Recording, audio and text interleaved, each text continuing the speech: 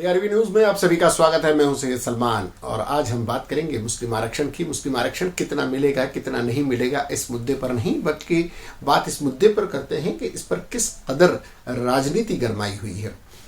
इस मुद्दे को लेकर कांग्रेस, एनसीपी और समाजवादी पार्टी जैसी कई ऐसी पार्टियां हैं जिन्होंने मुस्लिम आरक्षण के पक्ष में काफ़ी कुछ कहा है और वो अखबार के पन्नों में और वीडियोस काफ़ी कुछ अवेलेबल हैं। महाराष्ट्र में एक बार आरक्षण की घोषणा भी हो चुकी थी, लेकिन कोर्ट कचहरी के मामले आने के बाद में इसमें सरकार को पीछे हटना पड़ा था। पिछली सरकार ने इस मामले को पूरी तरह से रोक दिया था। इस सरकार ने कोशिश की थी पिछली जब शुरुआत में 2020 वगैरह में नवाब मलिक साहब जो महाराष्ट्र के मंत्री हैं, उन्होंने घोषणा की थी कि इस दिशा में आगे बढ़ रहे हैं, लेकिन फिर कदम पीछे लेने पड़े थे।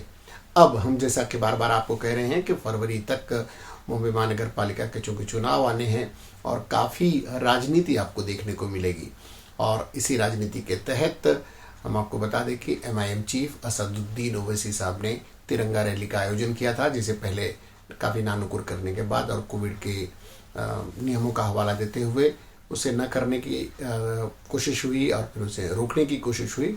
लेकिन ओवैसी मुंबई आए और गरजे, उन्होंने आरक्षण की मांग की। मुस्लिम आरक्षण को लेकर वो काफ़ी सख्त हैं, लेकिन सवाल उठाने वाले महाराष्ट्र के पूर्व मंत्री और मुसलमानों के कांग्रेस का सबसे बड़ा चेहरा कहे जाने वाले नसीम खान साहब सामने आए और उन्होंने असदुद्दीन ओवैसी की इस पूरी मुहिम को यह कहकर सवालिया निशान उस पर उठाया है कि भाई जब पिछली सरकार में आपके 2 विधायक थे तब वो खामोश क्यों थे मुस्लिम आरक्षण के नाम पर। सवाल वाजिब है। सवाल इसलिए वाजिब है क्योंकि समय ये ऐसा समय है जो चुनाव के नज़दीक हम जा रहे हैं, और ऐसे वक्त में मुस्लिम आरक्षण की मांग उठाना यानी मुसलमानों के पक्ष में कहीं न कहीं अपने आप को दिखाना कि मुसलमानों की हम सबसे बड़ी पार्टी हैं। ओवैसी की समस्या यही है और उनकी खूबी भी यही है कि वो मुसलमानों का सबसे बड़ा नेता बनना चाहते हैं। उत्तर प्रदेश में चुनाव लड़ा रहे हैं, बिहार में उन्होंने चुनाव लड़ाया था, पश्चिम बंगाल में भी उन्होंने हाथ पैर मारे, गुजरात में भी उन्होंने चुनाव लड़ा। अब महाराष्ट्र में, हालांकि महाराष्ट्र में वो लड़ते रहे हैं, नांदेड़ से उन्होंने शुरुआत की थी ठीक ठाक, उसके बाद में उनके विधायक चुनकर आए थे। महाराष्ट्र में सांसद भी उनका महाराष्ट्र से पहुंचा हुआ है जो पत्रकार है इम्तियाज जलील के रूप में।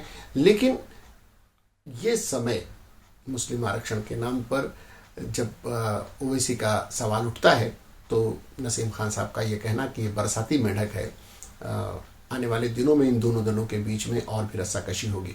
इसमें अभी तक एनसीपी और समाजवादी पार्टी कूदी नहीं है, लेकिन कूदी अभी ताज़ा नहीं कूदी है, लेकिन दोनों मुस्लिम आरक्षण के पक्ष में रहे हैं। चूँकि जैसा भी ये मामला हो, मुसलमानों के हित की अगर बात हो तो हर मुस्लिम के मन में शायद ये होगा कि आरक्षण मिलना चाहिए, लेकिन उस आरक्षण को कानूनी मान्यता हो, केवल राजनीति के नाम पर ना हो, तभी वो आरक्षण स्वीकार्य हो और उसका बेहतर नतीजा निकलेगा। अन्यथा ये राजनीतिक दांवपेच का शिकार होकर रह जाएगा।